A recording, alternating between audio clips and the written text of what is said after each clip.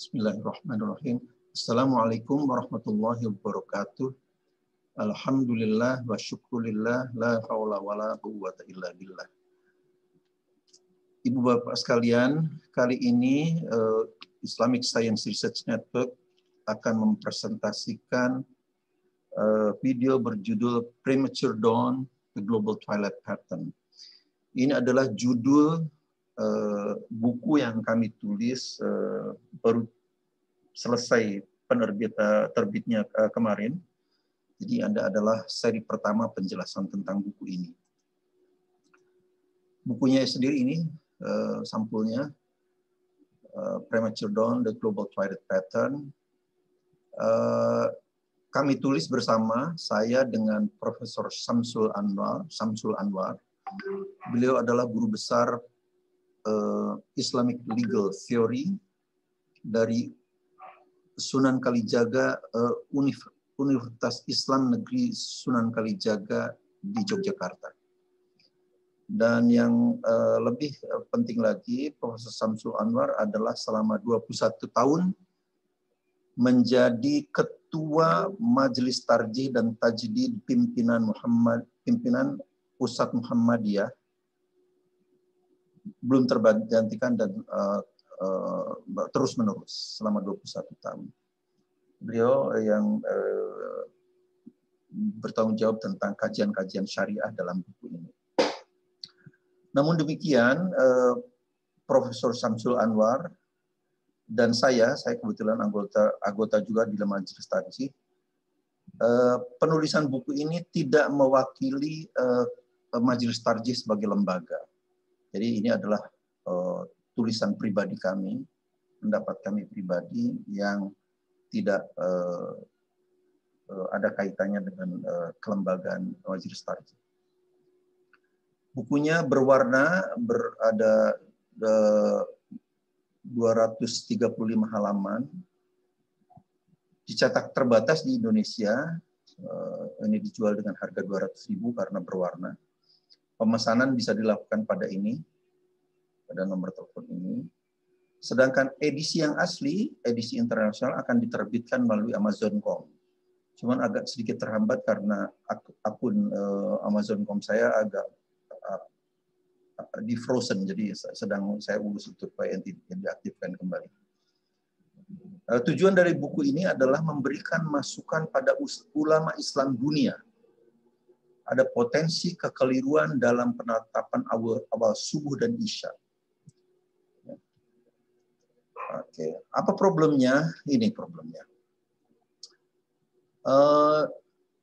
Di seluruh dunia ini ternyata penetapan awal waktu subuh dan isya itu berbeda-beda. Jadi kalau saya berikan gambaran ini seperti ini, bumi sendiri kecil di sini, ini adalah bola langit. Kalau pada saat matahari terbit di sini atau maghrib, sama aja karena simetris gitu. Pada saat kalau dia turun 6 derajat, di sini dinamakan civil dawn. Sedangkan rentang dari sini ke sini dinamakan civil twilight, 6 derajat ya. Kalau turun lagi 6 derajat, itulah yang dinamakan nautical dawn, dan rentangnya dinamakan nautical twilight. Turun lagi 6 derajat, jadi seluruhnya total 18 derajat. Inilah dinamakan astronomical dawn, atau rentangnya adalah astronomical twilight. Nah, persoalannya sekarang waktu subuh dan isya di seluruh dunia itu ternyata berbeda-beda. Amerika menggunakan 17,5 derajat untuk isya, untuk subuh, jadi kira-kira di sinilah kurang dari 18 derajat. Tapi untuk subuhnya 15 derajat, jadi betul-betul di tengah-tengah. Liga Muslim Dunia untuk biasanya negara Eropa menganut ini 18 dan 17,5 derajat, 17 derajat. Al-Qura 18,5 dan sekitar 22,5 derajat, atau sebetulnya tepatnya 90 menit setelah maghrib dan sebagainya. Indonesia sendiri 20 derajat dan 18 derajat. Nah, ini ya anunya, 20 derajat itu kan berarti di sini. Sebelum 18 derajat. Untuk subuhnya, untuk isyanya adalah 18 derajat. Padahal para astronom sudah sepakat bahwa astronomical twilight saja ini adalah gelap total untuk keperluan sipil. Jadi kecuali kalau untuk keperluan militer ini agak berbeda lagi. Jadi ini problemnya. Padahal ini lihat, ini adalah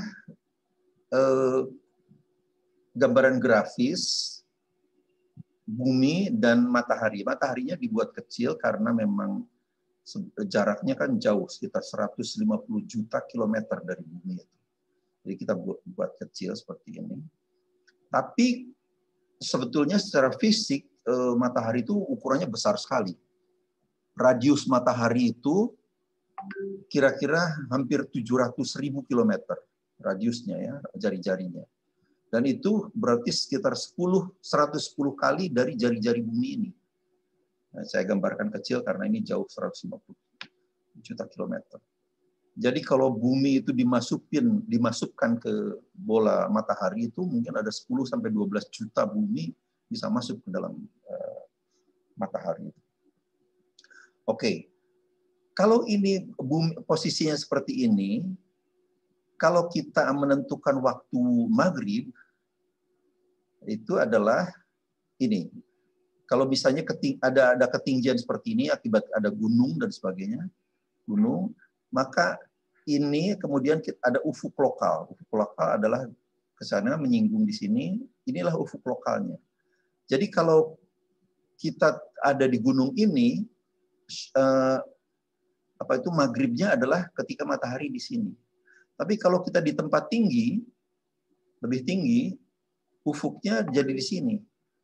Nah ini syuruknya ada di sini. Jadi itu kalau maghrib. Tapi kalau untuk isya, itu perhitungannya adalah kedalaman mataharinya ini, tetanya ini, adalah dihitung terhadap pusat matahari. Jadi ini matahari di sini, tentu saja karena buminya sangat kecil sekali sebetulnya dibanding di alam semesta itu bedanya tidak banyak, tapi prinsip perhitungannya adalah seperti ini.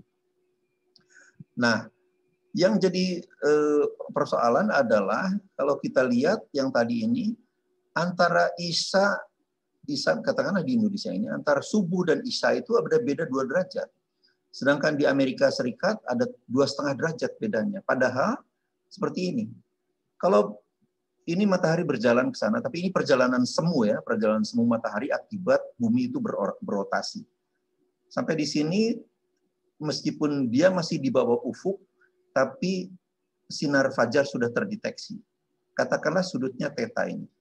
Kemudian matahari itu bergerak ke sana, dan kemudian tenggelam di sebelah barat. Ketika isya di sini, kok bisa jadi beda? Padahal bumi ini bulatnya sama ke mana-mana. Jari kelengkungannya itu sama di mana-mana. Kok bisa beda antara subuh ini dan isya? Padahal seharusnya simetris. Gitu. Jadi perbedaan 2 derajat itu mengundang pertanyaan.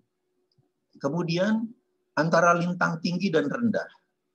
Kalau matahari di sini sudah terdeteksi fajar, artinya di sini fajar, di sini juga sudah fajar. Cuman jadi sama sudutnya itu harusnya sama.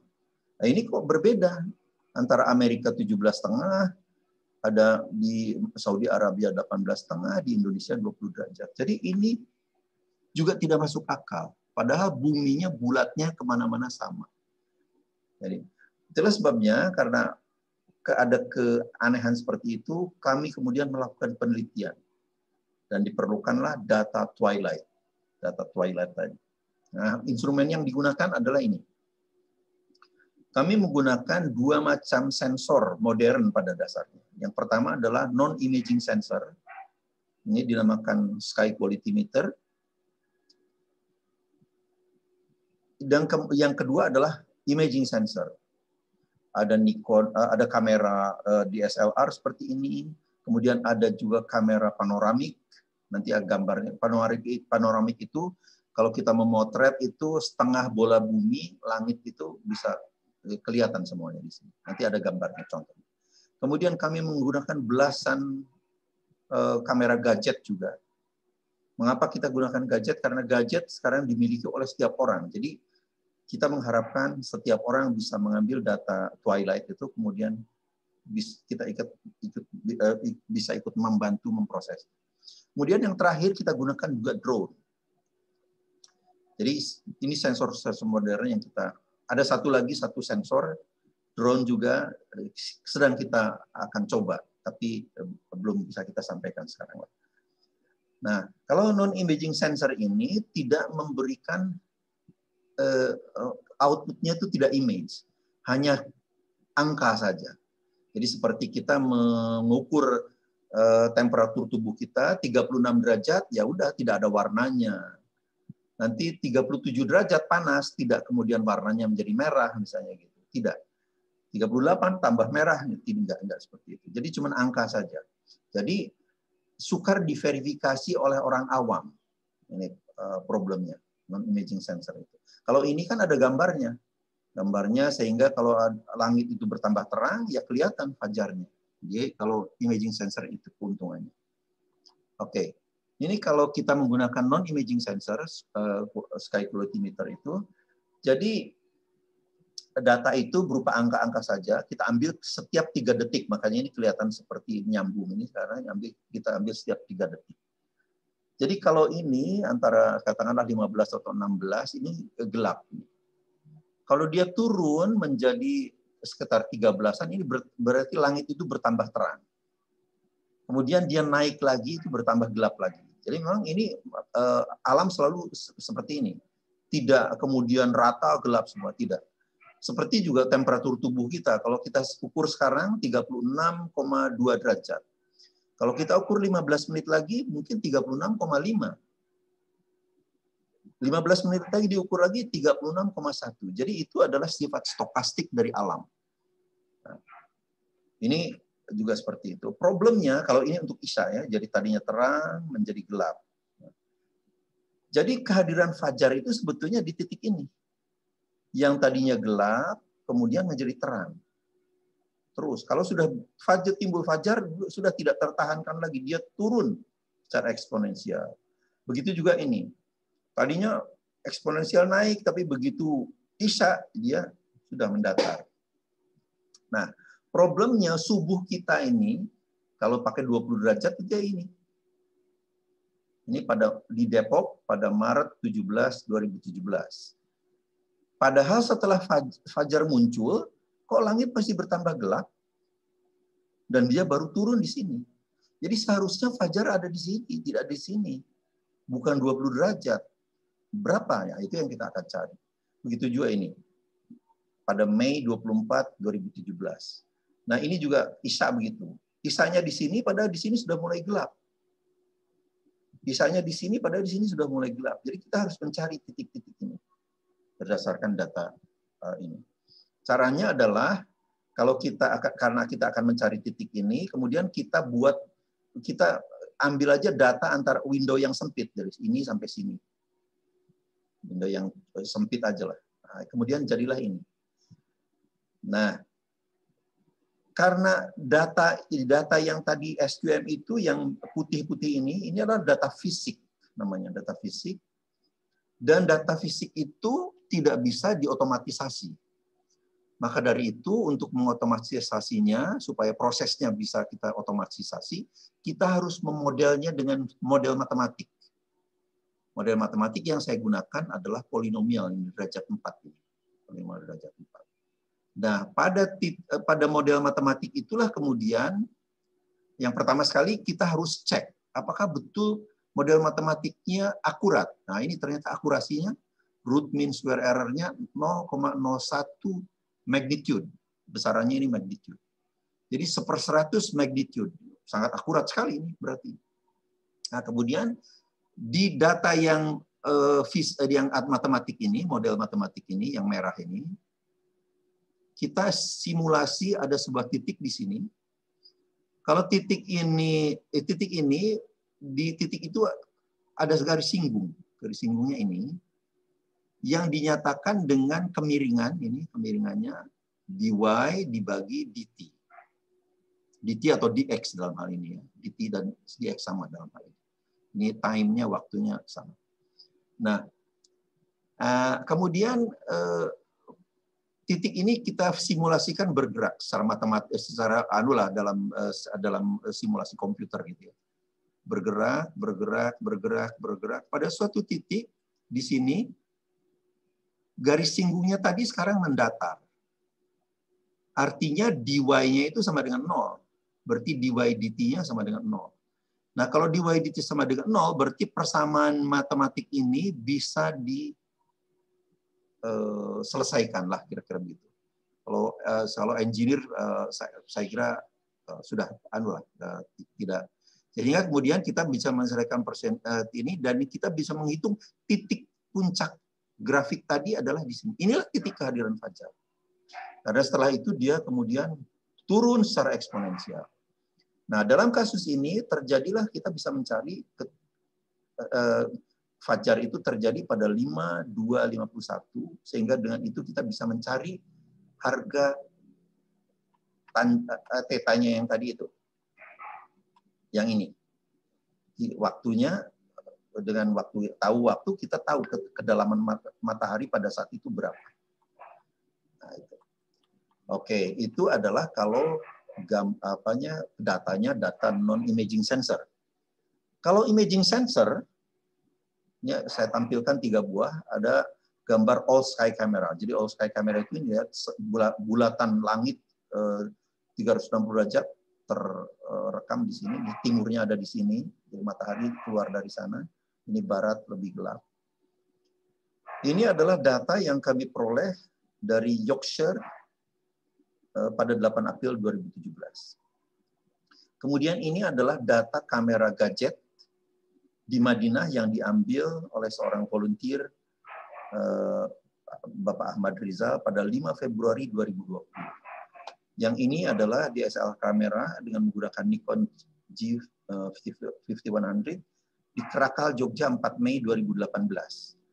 Nah, memproses data ini, memproses imaging sensor ini agak lebih rumit. Karena apa? Karena setiap pixel ini, kamera ini kan ada mungkin 4.000 pixel ke sana, 2.000 pixel ke sana, 3.000 pixel ke sana. Jadi kamera ini memiliki 12 megapiksel resolusinya. Nah, jadi setiap pixel ini, individu pixel itu juga mengalami perubahan warna ketika fajar muncul, sehingga setiap pixel itu berkontribusi pada keseluruhan citra. Nah, itulah sebabnya jadi kita harus deal dengan jutaan pixel, sehingga kita harus somehow melakukan emulasi nilai agregat kecemerlangan citra secara keseluruhan menjadi satu angka, seperti yang tadi, seperti SQM itu. Kalau SQM kan dari hardware didapatkan, diperolehnya. Langit pada saat itu kegelapannya 20 atau 18, itu dari hardware. Jadi pada detik cepret itu tahu kegelapan langitnya adalah sekian. Nah, kalau ini karena ini ada jutaan pixel, kita harus mengemulasi menjadi nilai agregat kecemerlangan citra ini mewakili citra pada di detik yang tertentu. Itulah kemudian kita namakan weighted standard deviation. Jadi ini adalah dilakukan secara software. Jadi kita membuat satu program dalam image processing untuk mencari nilai agregat ini, dinamakan weighted standard deviation. Nah, jadi prosesnya adalah seperti ini, agak berbeda. Nah, jadi pada foto 591 misalnya diambil pada detik pada waktu tertentu, sehingga kita bisa menghitung sudah kedalaman matahari pada saat itu.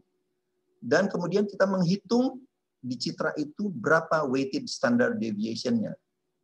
Jadi sekarang kita ada foto ID, kedalaman deep-nya berapa, standard deviation-nya berapa. Terus kita ada foto-foto ini, kita hitung semuanya.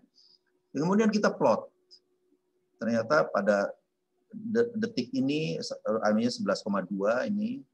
Kemudian terus Nah, kemudian kalau fajar sudah muncul, dia langsung naik. Nah, ini sama. Kita dekati dengan fungsi polinomial seperti ini, kemudian kita carikan secara matematik di mana titik kehadiran fajar. Nah, data ini adalah data Madinah pada 5 Februari 2020.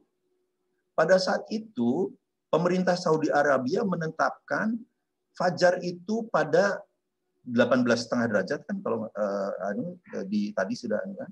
Ya, terjadi 18,5 derajat itu terjadi pada 5:41:57.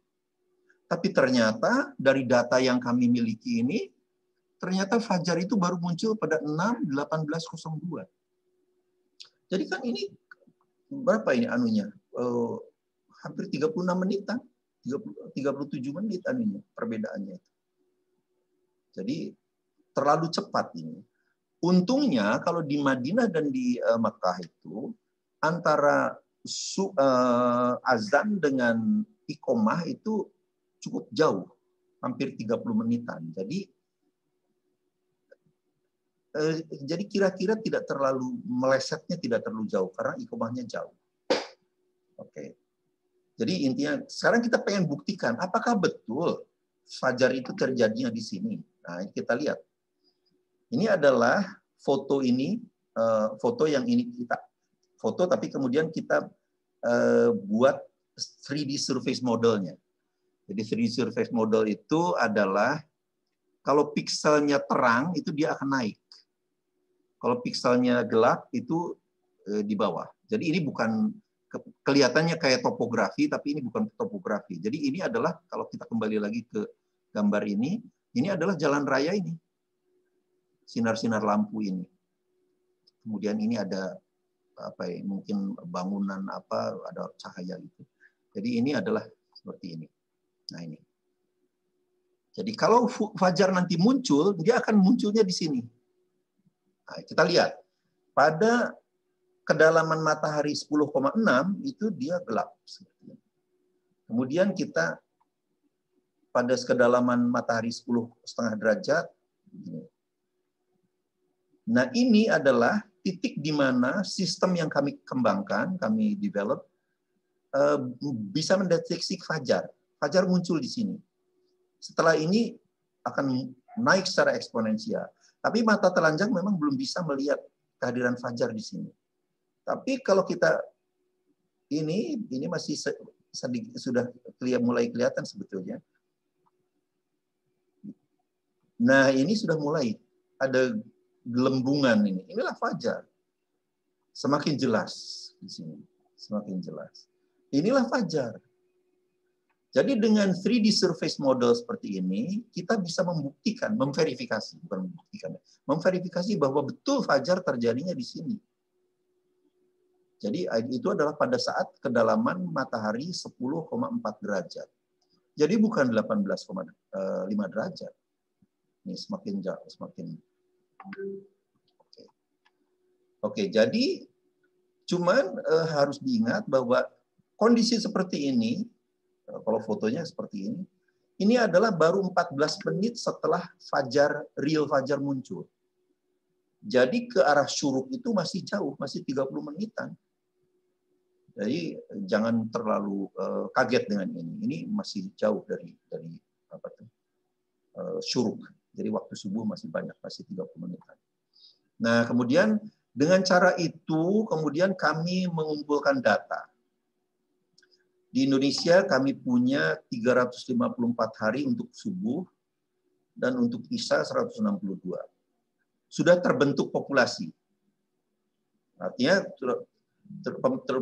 terbentuk populasi itu dengan 30 data kita dapatnya 13,2 misalnya.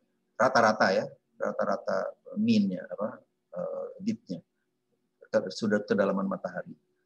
Kemudian kata 50 ini naik mungkin berubahlah 13,6. Nanti itu 100 turun lagi 13. Jadi berkisar di antara ini. Jadi udah stabil. Itulah itu satu bukti bahwa ini sudah membentuk suatu populasi. Isanya ini sekitar 12,7 derajat. Ini standar deviasinya ini. Standar deviasi. Kemudian Yorkshire. Nah, Yorkshire ini secara tidak sengaja saya dimintai tolong oleh sebuah kelompok Muslim di Birmingham sebetulnya, di London sebetulnya. Dia punya data yang diambil di Yorkshire pada 2017 dan 2018. Aslinya ada 544 data sebetulnya. Kemudian mereka bilang ini kami punya data 500 sekian hari. Bisa nggak kita you tolong memproseskan data ini karena kami tidak bisa memprosesnya. Gitu ya. Jadi saya pikir oke lah, baguslah, nggak apa-apa lah. Ini voluntarily ya, kita lakukan voluntarily, tidak dibayar. Tapi kami berpendapat pada saat itu dengan memproses ini tiba-tiba kamu jadi pemain global karena punya data Yorkshire 422 hari. Nah, setelah dari 554 itu akhirnya yang layak diproses hanya 422. Jadi kami pikir oke lah, kenapa enggak? Karena otomatis dengan tiba-tiba kami jadi pemain global. Maka kita proseslah ini. Ini juga sudah membentuk populasi, tapi isanya tidak ada ya, hanya subuh. Sehingga kemudian rata-ratanya adalah ini 13 derajat. Ini pun sudah stabil. Pakai 30, 40, 100, 200 sampai 400 stabil di kisaran ini. Itulah makanya ini sudah membentuk populasi. Kemudian saya dibiayai oleh UHAMKA juga mengambil data di Tacoma, 11 hari subuh, 12 hari isya. Ke Kairo Mesir 5 subuh, tidak ada isya. Dapatnya ini 11 derajat, 12,9 derajat, untuk isyanya 12,3 derajat. Ke Istanbul Turki dapat 4 hari subuh, 5 hari isya. Kemudian di Johor Bahru ada 2 hari ini. Total subuhnya kita punya 798 hari dan isyanya kita punya 182. Kalau di total ini 980-an. Jadi sudah mendekati 1.000 aset kita ini sekarang.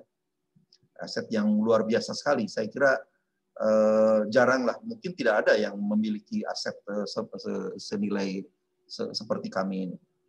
Jadi kami punya pengalaman, brainware, software untuk memproses data berbagai macam sensor, jumlahnya 1.000. Nah, ini memang belum membentuk populasi, tapi lihat angka-angkanya. Berkisar antara 11, 12, bahkan 9. Gitu. Jadi tidak ada itu yang 18 derajat, 17 derajat, bahkan 15 pun tidak ada. Nah, kemudian distribusi probabilitas deep subuh Indonesia. Ini anunya. Jadi setelah kita anukan plot ini ternyata distribusinya sangat normal. Nah, kemudian kita lihat distribusi probabilitasnya. Ini datanya yang saya ambil di Indonesia adalah seperti ini dari 354 itu. Di Medan kita ada 3-4 tempat. 2 atau 3 tempat gitu. 3 tempatnya. Kemudian di Sumatera Barat ada di Padang dan di Payakumbuh.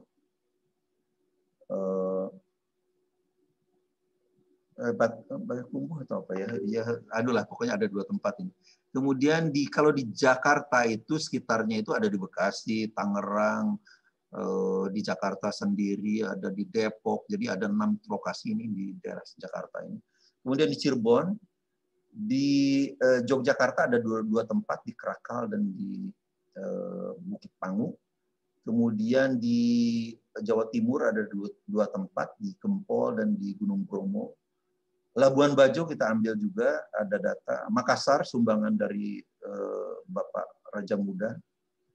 Kemudian Balikpapan, Bitung, kemudian Manokwari. Dari ini kemudian kita membuat, setelah kita tahu standar deviasinya berapa, rata-ratanya berapa, min-nya berapa, kemudian kita buat distribusi probabilitasnya. Yang ini adalah teoritis. Teoritis itu artinya kalau datanya tak terhingga, inilah seperti ini probabilitasnya. Sedang ini yang real. Yang real kita punya 354 data atau 354 itu jadi Jadi yang 20, kalau 20 derajat ini tidak ada satupun. Secara teoritis bakal ada 1 kalau 1000 dari 1000 data. Jadi probabilitasnya 1/1000. Kalau 20 derajat. Kalau 19 derajat probabilitasnya 0,4. Jadi kalau 1000 kali hanya 4 saja yang muncul. Yang realnya belum ada yang muncul.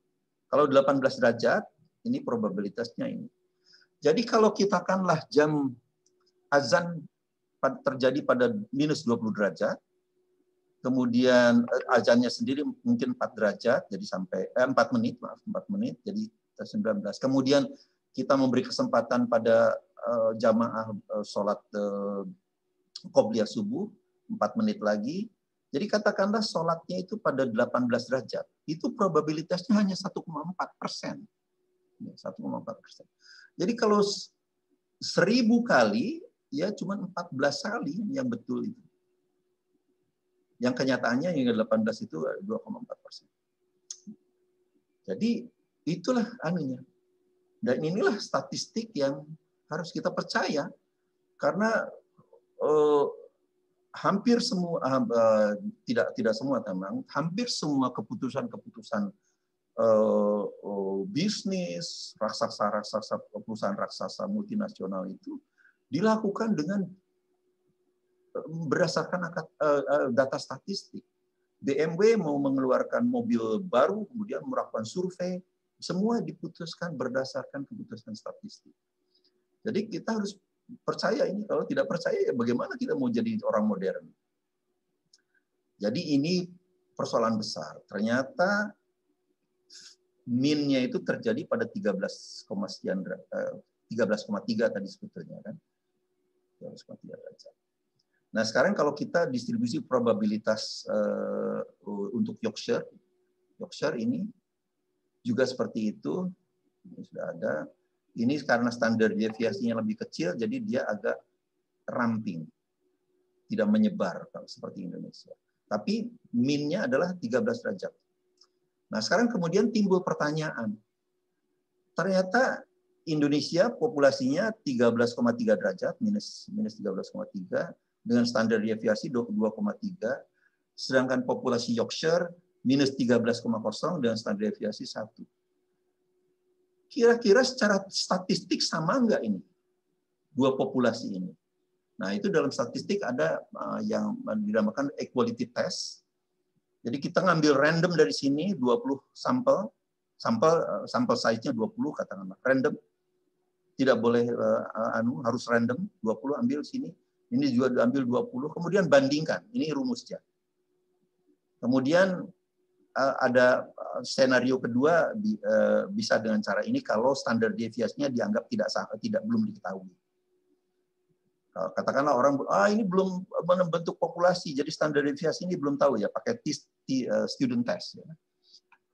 Dengan tes ini ternyata 90% menunjukkan bahwa populasi deep subuh Indonesia dan Yorkshire itu sama. Jadi terbukti hipotesis kita yang awal tadi itu bahwa maaf, saya kembalikan ke sini, bahwa ini sudut depresi matahari itu berlaku untuk lintang rendah dan di lintang tinggi sama. Hipotesis kami kan seperti itu. Ini terbukti. Terbukti bahwa populasi Yorkshire dan Indonesia itu sama. Meskipun Indonesia tersebar dalam wilayah geografis yang luas, sedangkan Yorkshire hanya di satu kota. Ternyata sama.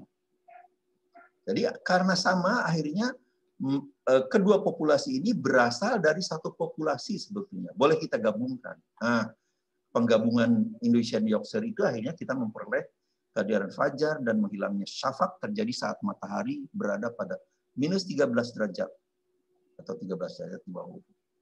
Tidak ada perbedaan di lintang tinggi maupun rendah. Yang sudah membentuk populasi baru data twilight subuh dan isya Indonesia dan Yorkshire. Yang Amerika, Afrika memang belum terbentuk populasi, tapi angkanya kan tadi ya 11 derajat, 9 derajat. Jadi tidak ada itu yang 15, 18 derajat. Tidak ada itu. Nah, sekarang persoalannya adalah kendati subuh dan isya terjadi pada sudut kedalaman matahari yang sama, rentang twilight di lintang rendah dan tinggi tidak seperti atau tidak pasti tidak sama rentangnya ya. Nah, ini seperti ini. Jadi katakanlah ini sama-sama 13 derajat. Ini 13 derajat. Kalau di lintang tinggi itu lintasan matahari itu begini. Lintasan matahari semu ya. Akibat matahari akibat bumi berputar. Jadi lintangnya begini, lebih diagonal di lintang tinggi itu. Kalau di lintang rendah dia lebih tegak seperti ini. Sehingga ini kalau saya bandingkan 21 Juni 21 kalau di Jakarta ini puncak summer kan? Puncak summer di Jakarta rentang twilight itu 52 menit 40 detik. Pada 22 Desember itu 53 menit 10 detik. Jadi bedanya tidak sampai 1 menit ini. Tapi kalau di Yorkshire di lintang tinggi itu 2 jam 18 menit 14 detik pada puncak summer, tapi pada puncak winter itu hanya 1 jam 28 menit 22 detik. Jadi bedanya hampir 1 jam sendiri. Nah, itu perbedaannya. Nah, jadi tapi ininya sama 13 derajatnya. Sama 13 derajat, cuman ini namanya twilight-nya beda. Inilah makanya kita sedang berjuang untuk memetakan pola twilight global itu. Nah, karena ini dugaan kita ya, kecurigaan kita. Mungkin makanya penyebab ulama dulu menetapkan di Indonesia itu sampai 20 derajat karena ini. Wong di Amerika sampai 1 jam sekian kok. Jadi kita juga 1 jam sekian. Jadi turunkanlah ini jadi 20 derajat. Wah, ini yang ini. Jadi artinya itu hanya diduga-duga. Itu tentu saja dugaan saya ya. Itu dugaan saya karena tidak ada data astronomi yang bisa data fisika, data matematik yang bisa kita akses. Jadi persoalannya makanya kita cuma menduga-duga saja. Nah, kemudian ada juga orang yang sedikit teasing gitu ya pada kita. Oh, itu ISRN itu dapat 13 derajat karena polusi cahaya. Ngambil datanya di kota, seharusnya di daerah yang bebas polusi dan sebagainya. Bahkan ada peneliti yang menyimpulkan polusi cahaya dapat menghambat kehadiran fajar 10-40 menit. Lihat, ini adalah very strong statement ini. Tapi kita buktikan bahwa itu semuanya groundless. Karena polusi cahaya, kalau polusi cahaya dapat menghambat kehadiran fajar, berarti polusi cahaya dapat memperpanjang hilangnya syafaq. Jadi waktu maghrib sampai isya itu bisa panjang sekali. Ternyata tidak. Kita dapat sama-sama 13 derajat. Jadi tidak ada itu kemudian polusi cahaya menghambat atau memperpanjang twilight itu tidak ada. Dan di buku kami ada 5-6 bukti yang membuktikan itu. Bahwa polusi cahaya maupun polusi udara tidak mempengaruhi kehadiran fajar. Mengapa polusi udara tidak mempengaruhi fajar? Karena alam itu tidak bisa polusi udara itu tidak bisa kemudian rata seperti orang mencat tembok. Tidak bisa seperti itu. Pasti ada bagian-bagian yang bolong atau yang lebih tipis. Disitulah sinar matahari bisa masuk yang bisa tertangkap oleh sensor modern. Jadi ada 5-6 bukti lah yang kita bahas sebagai studi kasus dalam buku kami. Salah satu diberikan di sini.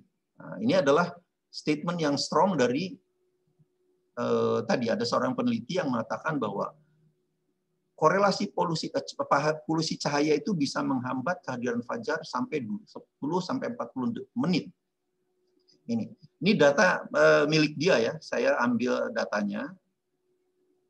Jadi kemudian saya pilih dengan iluminasi bulan yang ada, misalnya bulannya kecil 5%, besar 5%, sampai 100, kalau 100 itu berarti bulan purnama kan. Ini datanya, data dia saya ambil, kemudian saya anukan sendiri. Salah satu cara yang paling sederhana, tidak usah ngerti statistik, untuk membuktikan bahwa cahaya bulan tidak mempengaruhi kehadiran fajar adalah seperti ini. Kita tentukan rata-ratanya ini. Rata-rata data ke arah Y ya, ke arah Y itu kita rata-ratanya 10 derajat. Ini ambil kita 10 derajat. Kemudian rata-rata kecerlangan ininya apa lunar illumination-nya. Kita ambil rata-ratanya 68,2%. Jadi ini rata-ratanya. Jadi ini adalah virtual zero-nya. Jadi titik nolnya adalah di sini. Zero-nya di sini. Nah, kita lihat di sini, kalau di sini berarti X-nya positif, Y-nya positif. Nah, ini oke lah, ini bisa dijadikan dalih untuk mengatakan bahwa ada korelasi. Tapi lihat, ini tidak ada yang berbentuk regresi linear, semuanya terpencar di kuadran ini.